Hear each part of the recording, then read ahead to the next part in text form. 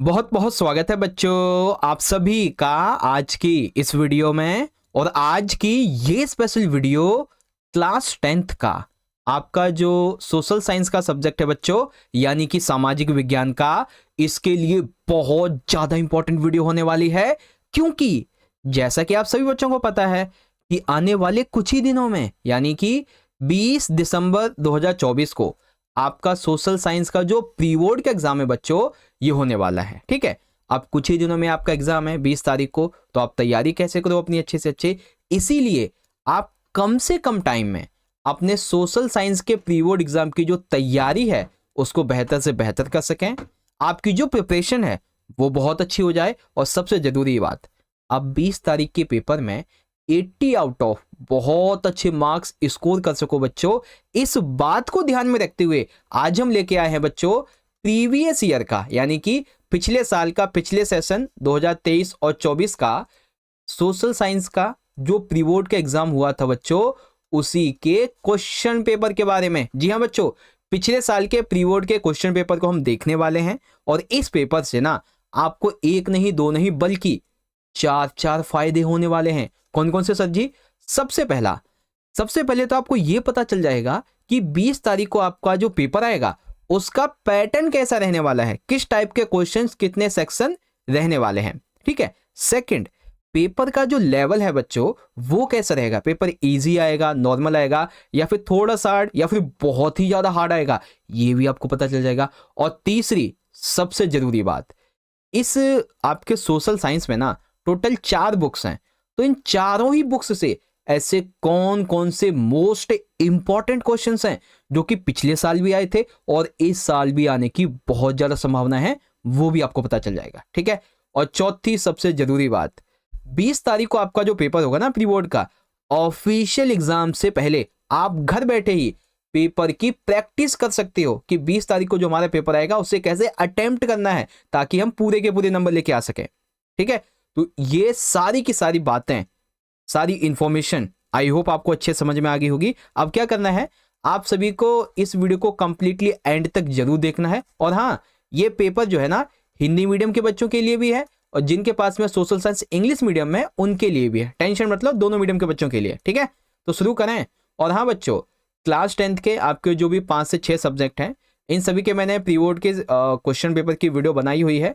यहाँ पे आई बटन में आपको मैं एक लिंक दे दूंगा, वहां से जाके आप देख लेना। ठीक है, हर एक सब्जेक्ट का पेपर का वीडियो बना रखा है। तो चलो बच्चों देखो, सोशल साइंस का आपका पेपर जो है ये 3 घंटे का आएगा और 80 नंबर का आपका पेपर आने वाला है। अब देखो पेपर के पैटर्न को अगर हम देखें तो पेपर में बच्चों आपके 6 खंड होने वाले हैं, खंड का, ख, ग, घ, न, चा। और पूरे पेपर में आपके 37 प्रश्न होंगे। कैसे कैसे? देखो खंड का जो है बच्चों, इसमें 1 से 21 एक अंक के बहुविकल्पीय प्रश्न होंगे, 1 से 20 है सॉरी। ठीक है, यानी कि पेपर में टोटल आपके 20 एमसीक्यू आएंगे, आपकी चारों बुक्स को मिला के 20 एमसीक्यू आएंगे।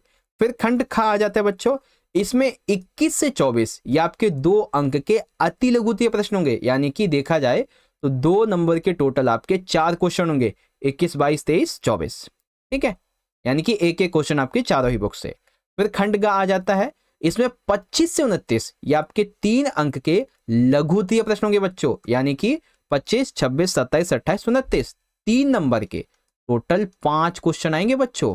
ठीक है, इसके बाद यहां पे देखेंगे तो खंड घ आ जाता है, जिसमें 30 से 33 5 अंक के दीर्घवृत्तीय प्रश्न होंगे, यानी कि 5 नंबर के टोटल 4 क्वेश्चन, एक एक क्वेश्चन आपकी हर एक किताब से।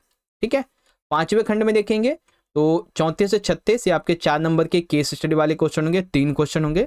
और खंड 4 जो है यानी कि 5वां खंड बच्चों, ये जो है ना एक ऐसा सेक्शन है जिसमें एक ही क्वेश्चन होगा 37, लेकिन ये मैप वाला होगा। कैसे? 5 नंबर का मैप होगा, जिसमें से 37A हिस्ट्री से होगा बच्चों आपका 2 नंबर का मैप, और 37B ये भूगोल का होगा 3 नंबर का मैप। तो बच्चों आपके मैप के लिए मैं एक अलग से वीडियो बनाऊंगा, उसका लिंक भी आपको मैं आई बटन में दे दूंगा, आप देख लेना मैप की वीडियो को भी। ठीक है, चलो अब जो बच्चे इंग्लिश मीडियम के हैं आप यहां से देख लीजिए। सेक्शन ए में आपके 20 एमसीक्यू आने वाले हैं, सेक्शन बी में आपके 2 नंबर के टोटल 4 क्वेश्चन होंगे, सेक्शन सी में 3 नंबर के 5 क्वेश्चन होंगे, सेक्शन डी में 5 नंबर के 4, और सेक्शन ई में स्रोत आधारित आपके 3 क्वेश्चन 4 नंबर के, और सेक्शन एफ आपका मैप वाला होगा। ठीक है, जिसमें हिस्ट्री आपका 2 नंबर का है और ज्योग्राफी आपका 3 नंबर का है। ओके बच्चों, इस तरीके से आपका ये हो गया। अब देखो एक चीज मैं आपको पहले ही क्लियर कर दूं, ये जो पेपर है बच्चों, इस पेपर को इस वीडियो में हम केवल और केवल रिव्यू करने वाले हैं। यानी कि जो आपका एग्जाम हुआ है अभी से 1 साल पहले 2023-24 के सेशन का, उसका पेपर कैसा आया था इसके रिव्यू के बारे में। अगर आपको इसको सॉल्यूशन चाहिए होगा ना, अगर आपको इस पेपर का सॉल्यूशन चाहिए, पूरा का पूरा सॉल्यूशन, तो आप मुझे कमेंट करो। और कमेंट कैसे करना है, आपको लिखना है नीड सॉल्यूशन, ठीक है, इस तरीके से कमेंट करना है, need solution is equal to social science. ठीक है, इस तरीके से आपको लिख देना है, एसएसटी लिख दीजिए, सोशल साइंस लिखिए, सामाजिक विज्ञान वट। ठीक है, अगर आपको सॉल्यूशन चाहिए इसका तो फटाफट से बताएं मुझे। चलो, तो यहाँ पे देख सकते हैं बच्चों, हमारा इस पेपर का पहला खंड का है बहुविकल्पीय प्रश्न, वो यहाँ से शुरू हो चुका है। यहाँ पे हिंदी में दिया गया है और यहाँ पे देख सकते हैं ये आपका यहाँ पे इंग्लिश मीडियम में दिया गया है।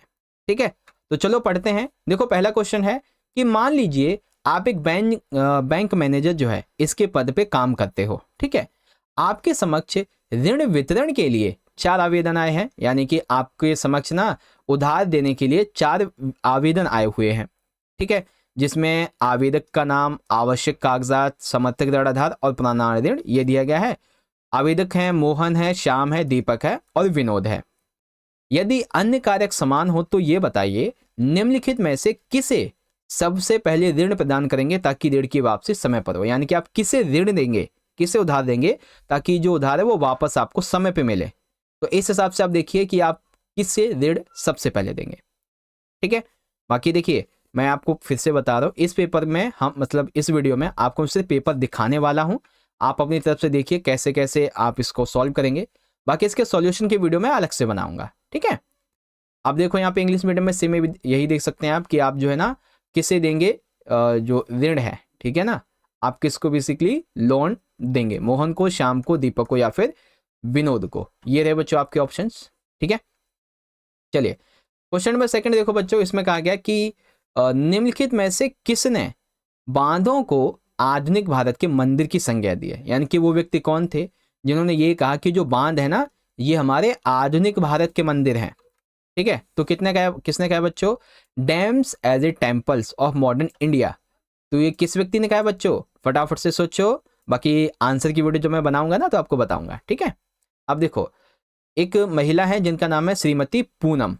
ठीक है, तो श्रीमती पूनम संगठित क्षेत्र में कार्यरत है, तो बताइए निम्नलिखित में से कौन सी सुविधा उन्हें प्राप्त होगी। अब देखो संगठित क्षेत्र है तो इनमें से कौन सी सुविधा प्राप्त होगी, ये 3 दिए गए हैं। अब इसमें से आपको जो है ना विकल्प को चूज करना है। ठीक है, वैसे सेम यहाँ पे आप इंग्लिश में देख सकते हैं, Miss Poonam works in organise sector, state which of the following facilities she will enjoy. तो कौन कौन सी होंगी देख सकते हैं। ठीक है, चलो अब यहाँ पे हमारा क्वेश्चन नंबर 4, शाकाहारी भोजन में डैश सर्वाधिक प्रोटीनदायक, यानी कि इनमें से सबसे ज्यादा प्रोटीन किस में होता है। जब हम बात करते हैं वेजिटेरियन फूड की तो किस में सबसे ज्यादा प्रोटीन होता है, वो आपको सोर्स बताना है इसमें से। ठीक है, उसके बाद क्वेश्चन 5, किसी देश की औसत आय की गणना करने के लिए देश की कुल आय को किससे भाग दिया जाता है। यानी कि अगर हमें किसी देश की औसत आय निकालनी हो, ठीक है, तो हमें जो है कुल आय को, उस देश की जो कुल आय है ना उसे किससे भाग देना पड़ता है। अगर हमें देश की जो एक एवरेज इनकम है ये निकालनी है तो टोटल इनकम को हम किससे डिवाइड करेंगे ये बताना है। ठीक है, चलिए क्वेश्चन नंबर 6 है बच्चों, आप इसे यहाँ से पढ़ सकते हैं। क्वेश्चन 7 देखेंगे तो यहाँ पे कहा गया है कि पर्शियन के राजा या फिर कह लीजिए प्रशा के उस राजा का नाम बताइए जिसे वर्षाय में हुए समारोह में जर्मनी का सम्राट घोषित कर दिया गया। इनके वर्षाय में जब समारोह हुआ तो पर्शियन के किस राजा को जर्मनी का सम्राट घोषित किया गया था। तो पर्शियन का वो कौन सा राजा था बच्चों, यहाँ पे देख सकते हैं आप। ठीक है, पढ़िए इसको, समझिए कौन था वो। क्वेश्चन नंबर 8, निम्नलिखित में से कौन से जो शब्द हैं ये भारत में बाघ संरक्षण परियोजना का उदाहरण है। यानी कि भारत में जो बाघ संरक्षण परियोजना चलाई गई थी ना बच्चों, इसका कौन सा एग्जाम्पल यहाँ पे दिया गया है। 8वां देखेंगे तो विच of the following is an examples of tiger reserve project in India. तो इनमें से कौन सा है बच्चों देख सकते हैं। ठीक है, चलिए फिर यहाँ पे क्वेश्चन नंबर 9 है हमारा, आपको यहाँ पे एक गलत कथन पहचान करना है। जैसे कि बंकिम चंद्र चट्टोपाध्याय ने वंदे मातरम की रचना की। महात्मा गांधी ने चंपारण में नील किसानों के लिए आंदोलन का नेतृत्व किया। पंडित जवाहरलाल नेहरू ने हिंद स्वराज नामक पुस्तक लिखी। भाई हिंद स्वराज पुस्तक तो उनकी है ना, गांधी जी की, है ना। तो ये हो जाएगा आपका। इसी तरीके से सेम इंग्लिश मीडियम में आपका यहाँ पे हो जाएगा चूज द इनकरेक्ट ऑप्शन। तो इसमें से कौन सा देख सकते हैं, ठीक है। तो यहाँ पे क्वेश्चन नंबर 10th, इसमें देखो क्या कहा गया है कि सही मिलान करके उचित विकल्प का चयन करो। तो जैसे कि संघ सूची है, तो संघ सूची में शिक्षा, प्रतिरक्षा, वाणिज्य, व्यापार कौन सा होगा। फिर राज्य सूची है, फिर संपत्ति सूची, ये सारी चीज़ें। मैं बच्चों फिर से कह रहा हूँ, अगर आपको इस पेपर का सॉल्यूशन चाहिए तो आप ज़्यादा से ज़्यादा कमेंट करो, और इस तरीके से कमेंट लिखना है, नीड सॉल्यूशन, उसके बाद में इक्वल यानी कि बराबर का साइन, और आपको लिखना है सोशल साइंस, या फिर लिख दीजिए SST, मैं समझ जाऊंगा, ठीक है। अगर आपको सॉल्यूशन जल्दी जल्दी चाहिए फटाफट से, वैसे तो वीडियो आएगी ही लेकिन थोड़े टाइम में, अगर आप कमेंट करेंगे ज़्यादा से ज़्यादा तो मैं जल्दी भी लाऊंगा, ठीक है। चलो, तो क्वेश्चन 10 आपका यहाँ पे मिलान वाला हो जाएगा, कॉलम A और कॉलम B। चलो, क्वेश्चन 11 है बच्चों, निम्नलिखित घटनाओं के सही कालक्रम को दिए गए विकल्पों में से चुनिए। तो यहाँ पे देखो बच्चों, ये कुछ घटनाएं दी गई हैं, इसमें आपको ये देखना है कि कौन सी घटना कब हुई है, और उसके हिसाब से आपको इनमें से विकल्प चूज करना है, ठीक है। सेम इंग्लिश मीडियम में यहाँ पे देख लेंगे बच्चों, ये रही आपको एक क्रॉनिकल जो ऑर्डर है उसको देखना है, कब कब कौन सी घटना घटी है इस हिसाब से, ठीक है। चलो, अब चलते हैं क्वेश्चन नंबर 12 की तरफ। अब देखो 12th में क्या कहा गया बच्चों, इसमें कहा गया कि निम्नलिखित में से किस राज्य में बांस ड्रिप सिंचाई प्रणाली, इसका उपयोग वर्षा जल संग्रहण के लिए काफी समय से किया जाता रहा है। यानी कि जो बांस ड्रिप सिंचाई प्रणाली है, इसका उपयोग किस राज्य में वर्षा जल के संग्रहण के लिए किया जाता रहा है। तो वो कौन सा राज्य है बच्चों, in which of the following state bamboo drip irrigation system has been used for rain water harvesting for a long time. तो किसमें किया गया बच्चों, ये देखिए, ठीक है। फिर यहाँ पे देखो कहा गया है कि एक देश में दो दल ही सत्ता के लिए चुनाव में भागीदारी करते हैं, यानी कि कोई दो पार्टी हैं, पार्टी देखो एक है A पार्टी, एक है B पार्टी, तो एक देश में सिर्फ यही दो चुनाव में भागीदारी लेते हैं। उन दोनों दलों की नीतियों और कार्यक्रमों में समरूपता एक जैसे देखने को मिलती है। बताइए इस देश के राजनीतिक दल किस प्रकार की चुनौती का सामना कर रहे हैं। तो ये दोनों ही, इनकी जो कार्य करने की नीतियां हैं, जो नियम, एक ही जैसे दिख रहे हैं, तो इनमें कौन सी समस्या होगी, यहाँ से देख लीजिए, ठीक है। तो इसमें जहां तक है ना, विकल्पहीनता ये हो सकता है, ठीक है। तो क्वेश्चन 13 आप देख सकते हैं, यहाँ से पढ़ लीजिए। चलो, क्वेश्चन आपका है 14th, इसमें पूछा गया है कि मोनाजाइट रेत में निम्नलिखित में से कौन सा खनिज पाया जाता है। किसमें बच्चों, मोनाजाइट रेत, इसमें कौन सा खनिज पाया जाता है। अगर इंग्लिश में देखें तो विच of the following mineral is content in the monazite sand. तो कौन सा जो मिनरल है वो कंटेंट करती है मोनाजाइट सैंड, समझिए, ठीक है। 15th, निम्नलिखित विशेषताओं के आधार पर मृदा की पहचान करो। यानी कि यहाँ पे आपको ये 3 विशेषताएं दी गई हैं बच्चों। अब इसमें से आपको ये देखना कि ये किस मृदा की विशेषता है, ठीक है। जब आपको मैं इस पेपर का सॉल्यूशन करवाऊंगा ना बच्चों, तब आपको बहुत अच्छे से इन सारी चीज़ों को बताऊंगा, ठीक है। चलो, 15 सेम देख लेंगे आप यहाँ पे, ये रहा, और इजीली आप इसको यहाँ से पढ़ भी सकते हैं, ये रही सारी बातें। चलिए चलते हैं अगले क्वेश्चन की तरफ। क्वेश्चन नंबर है हमारा 16। अब देखो 16 में क्या कहा गया है, निम्नलिखित में से क्या वैश्वीकरण को बढ़ाने में सहायक नहीं है। यानी कि इनमें से वैश्वीकरण को बढ़ाने के लिए कौन सा सहायक नहीं है, ये बताना है। तो अगर हम व्यापार में अवरोध लगा देंगे तो कैसे वैश्वीकरण बढ़ेगा, नहीं बढ़ेगा, क्योंकि वैश्वीकरण को बढ़ाने के लिए सबसे ज़्यादा जरूरी है व्यापार, है ना। व्यापार नहीं होगा तो वैश्वीकरण बढ़ेगा ही नहीं। तो क्या होगा बच्चों, व्यापार अवरोधों को लगाना, ये होता है, ठीक है। तो which among the following is not helpful in increasing the globalisation, imposing trade barrier. अब देखो अभिकथन कारण दिया गया है।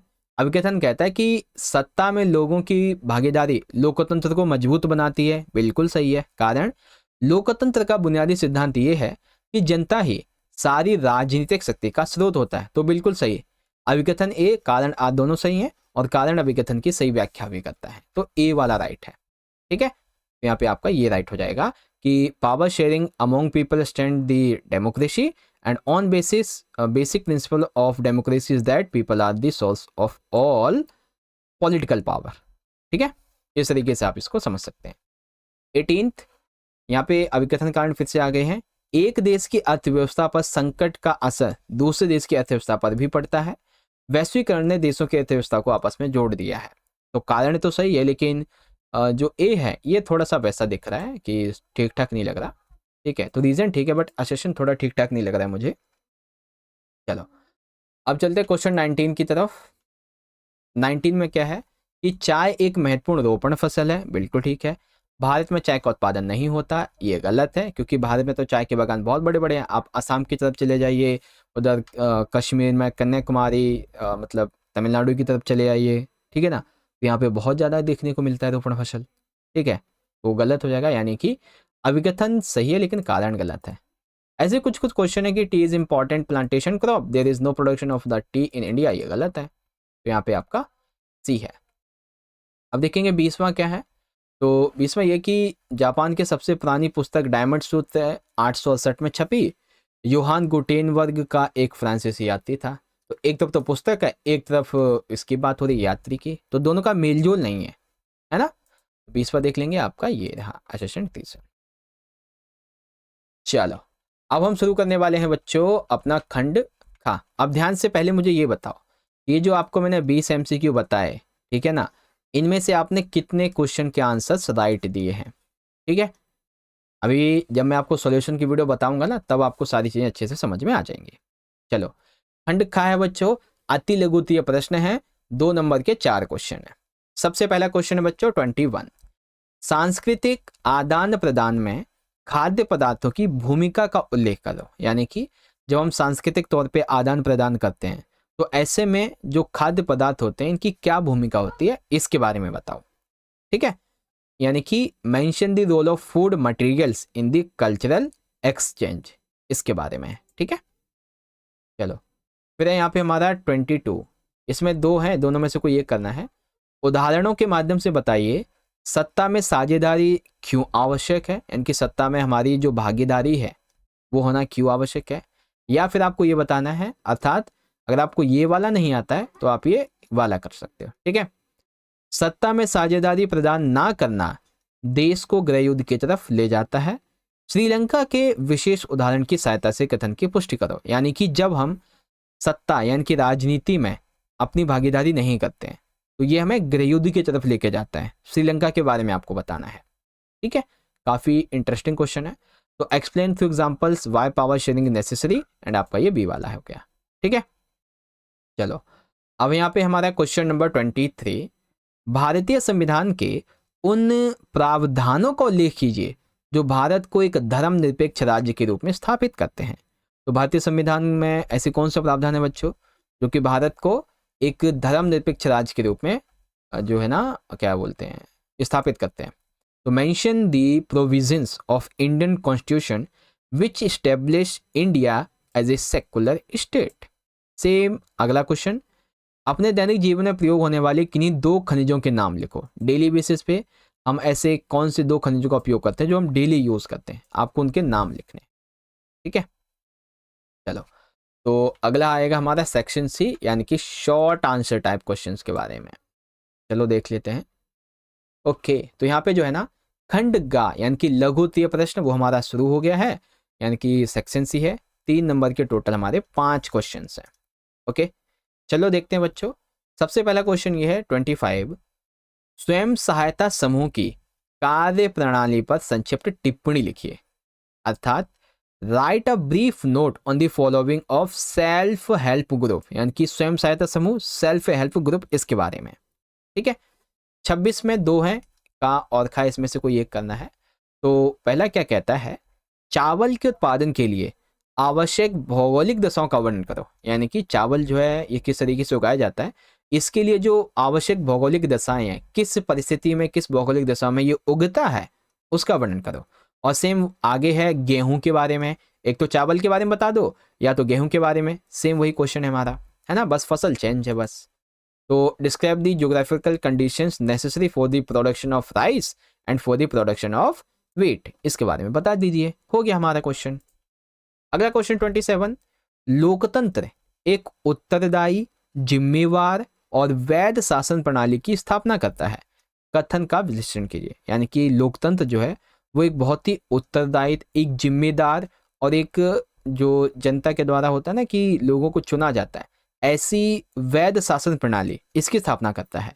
तो इसका विश्लेषण आपको करना है, तो बस कर दीजिए। तो democracy establish an accountable, responsible and legitimated governance system, analyse the statement. तो एनालाइज करेंगे, चलिए बाद में देखेंगे, जब सॉल्यूशन कराऊंगा ना तो आपको बताऊंगा।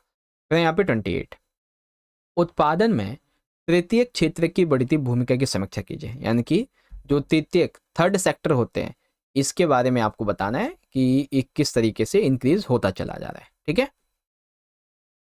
29, फ्रांसीसी क्रांति में मुद्रण संस्कृति की भूमिका का मूल्यांकन कीजिए। तो फ्रांसीसी क्रांति में जो मुद्रण संस्कृति, इसकी क्या भूमिका थी, इसके बारे में बताना है। तो evaluate the role of print culture in the French revolution, इस तरीके से आप पढ़ सकते हैं। तो आपने देखा बच्चों, पहले आप इंग्लिश में देख लो, सेक्शन नंबर बी के ये क्वेश्चन हैं और सेक्शन नंबर सी के आपके ये क्वेश्चन हैं। ठीक है। और उसके बाद में आप यहाँ पे देखेंगे तो ये रहा आपका खंड खा के क्वेश्चन, 2 नंबर के खंड का के आपके ये क्वेश्चन। ठीक है। चलिए अब चलते हैं खंड घा की तरफ, यानी कि दीर्घ प्रश्न, जिसमें 5 नंबर के हमारे 4 क्वेश्चंस होने वाले हैं। ठीक है। जिसमें तीसरा नहीं 30 है सर, 30 का पहला यानी कि का क्या कहता है बच्चों, देखो का में कहा गया है भारतीय स्वतंत्रता आंदोलन में लोक कथाओं ने, यानी कि जब भारत स्वतंत्र हो रहा था तो उस समय जो आज़ादी के लिए आंदोलन चल रहे थे ना, तो इसमें लोक कथाओं ने, गीत गायनों ने, चित्रों ने, प्रतीकों ने बहुत भूमिका निभाई थी। तो इन्हीं की भूमिका के बारे में बताना है कि कैसे इन्होंने भारत को स्वतंत्र कराने में भूमिका निभाई। या फिर आप ये वाला कर सकते हो कि महात्मा गांधी के द्वारा चलाए गए विभिन्न आंदोलनों के केंद्रीय तत्वों की व्याख्या करो। यानी कि महात्मा गांधी ने जो आंदोलन चलाए, जितने भी चलाए, जो भी आपने चैप्टर में पढ़े, इन आंदोलनों का केंद्रीय तत्व क्या था, उसकी आपको व्याख्या करनी है। ठीक है। सेम इंग्लिश में देखेंगे, explain the role of folk tales, songs, pictures and the symbols in the Indian independence movement, और explain the central elements of the various movements lead by Mahatma Gandhi. ठीक है। तो क्या था सेंट्रल एलिमेंट्स, जो भी मूवमेंट चलाए थे महात्मा गांधी ने, ये बता देना है। चलो क्वेश्चन 31 आपको यहाँ पे बताना है सबसे पहले में कि भाषा के आधार पे राज्यों का पुनर्गठन लोकतंत्र भारत की पहली चुनौती थी। यानी कि जब भारत आज़ाद हुआ था ना, तो उस समय भारत में ना तकरीबन 565 तो रियासतें थी, और कुछ ऐसे भाषी राज्य, मतलब भाषा के लोग थे बड़े, वो कहते थे हमारे लिए अलग भाषा का राज्य बना दो। तो भाषा के आधार पे देश को एकत्र करना, यानी कि राज्य को पुनर्गठन करना एक बहुत बड़ी चुनौती थी। तो भाषाई राज्यों की सफलता के आधार पे कथन की आलोचनात्मक समीक्षा कीजिए, अथवा भारतीय संविधान के उन प्रावधानों को उल्लेख कीजिए जो भारतीय शासन व्यवस्था को संघीय शासन व्यवस्था के रूप में परिवर्तित करती है, यानी स्थापित करती है। सिंपल सी बात है, आपको संघवाद के बारे में बताना है। संघवाद समझते हैं ना, संघवाद का मतलब होता है एक सेंट्रल गवर्नमेंट, एक स्टेट गवर्नमेंट, इन्हीं की आपको विशेषताएं बता देनी है। हो गया संघवाद, बस। ठीक है। चलो 31 देख लेंगे बच्चों। तो 31 का ए आपका ये हो जाएगा और बी आपका यहाँ पे ये हो जाएगा। ए है recognisation of state on the basis of language was the first challenge of democratic India and critically review the statement on the basis of success of linguistic states. And B mention those provisions of the Indian Constitution which establish the Indian system of governance as a federal system। ठीक है, federal यानी कि संघवाद।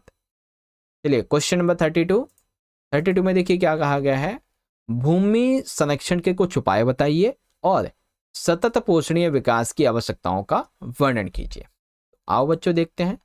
सबसे पहले देखो बच्चों क्या कहा गया है, mention some measures for land conservation and describe the need of sustainable development, इस तरीके से। ठीक है।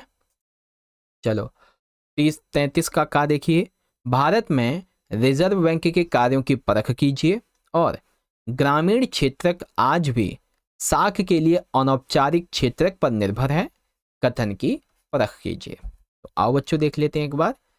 तो यहाँ पे कि examine the functions of the reserve bank of India and the rural sector is still dependent on informal sector for credit, examine the statement, इसके बारे में। ठीक है, तो आप सभी को 5-5 नंबर के जो क्वेश्चंस थे वो भी आपको मैंने बहुत अच्छे से बता दिए हैं। ठीक है, पहले आपने यहाँ पे देखेंगे तो ये रहे, पहले आपने देखो बच्चों, देखिए हिंदी में। ठीक है, जितने भी आपके 5 क्वेश्चन थे बहुत ही ज़्यादा जरूरी जो पिछले साल पेपर में आ रखे हैं, फिर आपने देखे इंग्लिश मीडियम में यहाँ से, है ना। तो इस तरीके से आपका ये जो कॉन्सेप्ट है मेरे हिसाब से अभी तक कंप्लीट हो गया। चलो अब बारी आती है हमारी अगले पार्ट की, जो कि है 5वां खंड है हमारा केस आधारित प्रश्न। अब इसमें तो टोटल हमारे 3 क्वेश्चन है 4 नंबर के। ठीक है, जिसमें पहला देखिए यहाँ पे देख सकते हैं, ये आपका जो स्रोत है वो दिया गया है। ठीक है, आप चाहो तो इसे पढ़ लो। इस स्रोत के 3 क्वेश्चन यहाँ पे दिए गए हैं बच्चों, आप देख सकते हैं, और इन क्वेश्चन के जो आंसर भी है ना वो भी आपको वहीं मिलेंगे इसी के अंदर। ठीक है, सेम इंग्लिश में आपका यही वाला जो केस है ना, केस बेस्ड सोर्स बेस्ड, उसे आप यहाँ से पढ़ सकते हैं। और इसके जो तीनों क्वेश्चन है बच्चों वो आप इजीली यहाँ से रीड आउट कर सकते हैं। ठीक है, चलो फिर यहाँ पे 35, इसमें आपको अनुच्छेद को पढ़ना है, ये आपके एक अनुच्छेद है और इससे संबंधित आपके जो क्वेश्चन हैं वो भी आप यहाँ पे इजीली देख सकते हैं बच्चों। ठीक है, अब इसको भी देखेंगे तो 35 का ये आपका अनुच्छेद है, यानी कि एक पैसेज है और पैसेज से संबंधित ये आपके टोटल यहाँ पे 3 क्वेश्चन हैं। ठीक है, चलो फिर आपका एक और आखिरी आ जाता है, जिसमें देखिए यहाँ पे एक तालिका का अध्ययन करना है। तालिका में हरियाणा, केरल और बिहार के कुछ तुलनात्मक आंकड़े दिए गए हैं, जैसे हरियाणा, केरल, बिहार, इस तरीके से, और इससे संबंधित आपके 3 क्वेश्चंस पूछे गए, आप यहाँ से देख सकते हो। सेम यही क्वेश्चन इंग्लिश मीडियम में इस तरीके से रहेगा, इसमें some comparative data on Haryana, Kerala and Bihar के ऊपर है, ये स्टेट्स हैं, नाम है, और ये आपके तीनों क्वेश्चंस हैं। ठीक है, इस तरीके से। चलो अब यहाँ पे शुरू होगा बच्चों हमारा इस पेपर का सबसे आखिरी खंड, खंड 4, मानचित्र आधारित प्रश्न। अब देखो मानचित्र आधारित प्रश्न में ए जो है आपका हिस्ट्री से है 2 नंबर का। ठीक है, तो क्या कहा गया कि भारत के दिए गए राजनीतिक रेखा मानचित्र पर ए बी को अंकित किया गया है, इन स्थानों को नीचे दी गई जानकारी की सहायता से पहचानिए और उनके निकट खींची रेखाओं पर लिखिए। यानी कि देखो अभी आपको मैं मैप दिखाता हूं एक बार, ये मैप है। अब यहाँ पे ये एक ए दिया गया है, एक बी दिया गया है, जानकारी अभी हमें दी जाएगी, उसके हिसाब से हमें देखना ये क्या है। तो पहला आपको ये बताना है कि उस स्थान की पहचान कीजिए जहां सितंबर 1920 में भारतीय राष्ट्रीय कांग्रेस का अधिवेशन हुआ था, और दूसरा उस स्थान की पहचान कीजिए जहां जलियांवाला बाग हत्याकांड हुआ था। तो बच्चों अगर आप देखेंगे तो ये जो बी है ये पंजाब का जलियांवाला बाग का हत्याकांड कहाँ पे हुआ था बच्चों, अमृतसर। ठीक है, कहाँ हुआ था बच्चों, अमृतसर, पंजाब के अमृतसर में जलियांवाला बाग हत्याकांड हुआ था। जनरल डायर के द्वारा गोलियां चलाने का आदेश दिया गया था, जिसमें कई सैकड़े हजार तक लोग मारे गए थे। और यहाँ पे ये कोलकाता में अधिवेशन हुआ था कांग्रेस का, वो भी आप यहाँ पे देख सकते हैं। ठीक है, और यही सेम चीज आप इंग्लिश में देखेंगे तो ये रहा देखो आपका क्वेश्चन। ठीक है, इस तरीके से। अब आता है हमारा यहाँ पे अगला पार्ट। अब यहाँ पे देखिए क्या करना है, भारत के इसी मानचित्र में आपको निम्नलिखित में से किन्हीं 3 को उपयुक्त चिन्हों से अंकित करके नाम लिखना है। जैसे कि ये 4 दिए गए हैं, किन्हीं 3 को अंकित करना है, विशाखापट्टनम पत्तन, पारादीप पत्तन, इंदिरा गांधी अंतर्राष्ट्रीय हवाई पत्तन, छत्रपति शिवाजी महाराज अंतर्राष्ट्रीय हवाई पत्तन। तो यानी कि इसमें आपको जो पत्तन है इसके बारे में अंकित करना है। ठीक है, तो इस मैप में आपको इन सभी 4 को बताना है कि कौन सा कहाँ पे है। सेम इंग्लिश में है बच्चों, आप यहाँ पे देख सकते हैं, सारी की सारी चीजें यहाँ पे दी गई हैं। ठीक है, इस तरीके से आपका ये कॉन्सेप्ट भी पूरा हुआ। ओके बच्चों, तो फाइनली यहाँ पे हमने आज का पेपर पूरा कर लिया है। अब आप सभी बच्चे फटाफट से मुझे कमेंट करके बताओ, अगर आपको इस पेपर का सॉल्यूशन जल्दी से जल्दी चाहिए तो आप सभी बच्चे ज़्यादा से ज़्यादा कमेंट करें और कमेंट करना है नीड सॉल्यूशन और आपको लिखना है सोशल साइंस। ठीक है, आपको वीडियो अच्छी लगी हो बच्चों तो ज़्यादा से ज़्यादा इस वीडियो को लाइक करें, अपने सभी दोस्तों में इस वीडियो को ज़्यादा से ज़्यादा शेयर करें ताकि वो भी पेपर देख सकें कैसा आया था पिछले साल का और इस साल का कैसा आएगा, सॉल्यूशन कब आने वाला है, सारी चीज़ें। और कमेंट में बताइए फटाफट से आपको सॉल्यूशन कब तक चाहिए। बाकी मिलते हैं आपसे अगली वीडियो में अगले सब्जेक्ट के साथ, तब तक के लिए पढ़ते रहिए, अपना ख्याल रखिए। बहुत बहुत धन्यवाद। जय हिंद, जय भारत, वंदे मातरम।